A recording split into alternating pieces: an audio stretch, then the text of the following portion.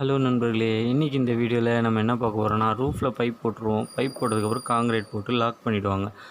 அந்த காங்கிரீட்டை ஒரு 21 days, 15 days, 18 days இந்த மாதிரி ஒவ்வொருத்தவங்க ஒரு டேவில் அந்த சென்ட்ரிங்கை பிரிப்பாங்க. பிரித்ததுக்கப்புறம் எலக்ட்ரிஷியன் செய்ய வேண்டிய முக்கியமான வேலை, அந்த வேலையை பற்றி தான் பார்க்க போகிறோம். அது எதுவும் இல்லை, நம்ம போட்ட ரூஃபில் போட்ட பைப்பை பிரித்து எடுக்க போகிறோம். அதை எடுத்துட்டோன்னா நமக்கு பிரிக் ஒர்க் பண்ணாங்கன்னா நமக்கு அந்த பைப்பு தேட வேண்டிய அவசியம் இருக்காது.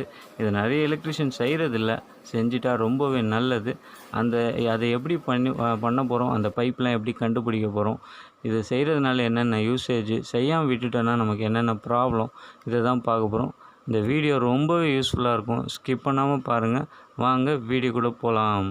இந்த வேலையை ஸ்டார்ட் பண்ணுறதுக்கு முன்னாடி நம்ம என்ன பண்ணணும்னா, பைப்பை ஒரு 4 இன்ச்சுக்குள்ளே ஒரு 3 இன்ச்சு 2.5 இன்ச்சு இந்த மாதிரி நம்ம சின்ன சின்ன பிட்டாக கட் பண்ணி வச்சுக்கணும். இந்த மாதிரி கட் பண்ணி வச்சுக்கிட்டோம் அப்படின்னா நமக்கு அந்த ஒர்க்கு பண்ணுறதுக்கு ஈஸியாக இருக்கும். இல்லைனா ஒரு டைம்லேயும் நம்ம கட் பண்ணி அதை செஞ்சுக்கிட்டு இருக்கணும். அதனால் கட் பண்ணி கொஞ்சம் பீஸை நம்ம வச்சுக்கிட்டோன்னா நம்ம டக்குன்னு வேலை வேகமாக போகும். அடுத்ததாக நம்ம ரூஃபில் பைப் போட்டது எப்படி நமக்கு வெளியில் தெரியும்னு பார்த்திங்கன்னா, நம்ம அந்த இடத்துல அடையாளத்துக்காக மண் கொட்டியிருப்போம். அந்த மண் அது எப்படின்னு பாருங்கள். இந்த மாதிரி தான் இருக்கும்.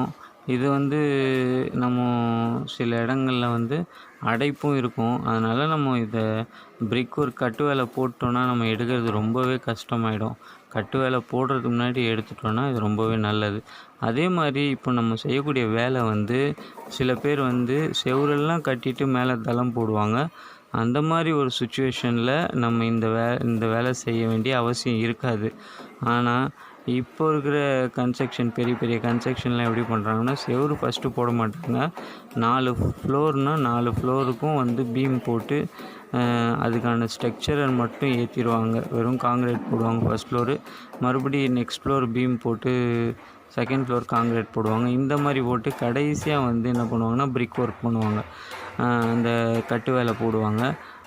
இந்த நேரத்தில் நம்ம இந்த வேலையை செஞ்சிட்டோம் அப்படின்னா, கட்டு வேலை போட்டதுக்கப்புறம் இந்த பைப்பு எங்கே இருக்குது ஏது இருக்குதுன்னு ஒன்றுமே உங்களுக்கு தெரியாது.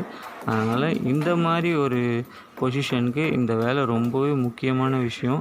இதை நிறைய எலக்ட்ரிஷியன் லாஸ்ட்டாக எடுத்துக்கலாம் அப்படின்னு நினச்சி விட்டுடுறாங்க. நம்ம சென்ட்ரிங் பிரித்த உடனே எடுத்துறது ரொம்பவே நல்லது.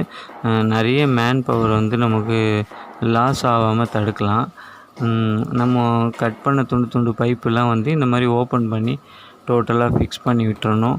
அப்போ தான் நமக்கு பிரிக் ஒர்க் பண்ணும்போது அந்த துண்டு பைப் இருக்கிறதுனால அந்த இடத்துல பிரிக் ஒர்க்கை போடாமல், அதாவது கட்டு வேலை போடாமல் ஒரு கல் அந்த மாதிரி விட்டு வைப்பாங்க. நம்ம அதை கண்டினியூ பண்ணி நம்ம வாலில் கன்சில்டு பண்ணிக்கலாம். இந்த மாதிரி தான் தட்டி ஓப்பன் பண்ணோம். அதே மாதிரி நீங்கள் இதில் இருக்க டேப்பு பிரிக்கிறதுக்கு அது மேலே நீங்கள் சுற்றியை வச்சு அடித்தாலே போதும். அது நமக்கு இந்த மாதிரி சுற்றியை வச்சு அடித்தாலே நமக்கு அந்த டேப் வந்துடும். அதனால் ரொம்ப டேப்பு பிரிக்கிறதுக்காக ரொம்ப கஷ்டப்பட வேணாம், சிரமப்பட வேணாம். அதுக்கப்புறம் இந்த துண்டு பைப்பை எடுத்து நம்ம ஃபிக்ஸ் பண்ணிடணும், அவ்வளோதான். இந்த மாதிரி எல்லா இடத்துலையும் பண்ணாலே போதுமானது.